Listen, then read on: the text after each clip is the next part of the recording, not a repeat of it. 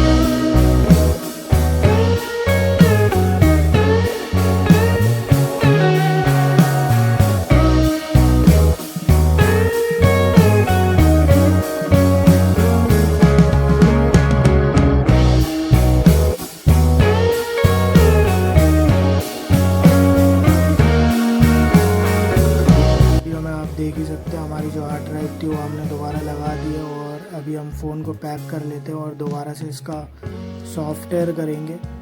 जो हमारा प्रॉब्लम आ रहा था 34% पे फेल्ड हो रहा था, एरर आ रहा था, वो भी आप देख सकते हैं। हमारा नॉर्मली फ़ोन जो है फ्लैश हो चुका है और अभी नॉर्मली बूट हो जाएगा, ये कंप्लीट फ्लैश हो चुका है और देख सकते हैं आप हमारा फ़ोन कंप्लीट है। ऐसे ही और वीडियो देखने के लिए चैनल को सब्सक्राइब करें, वीडियो को लाइक करें and thank you so much.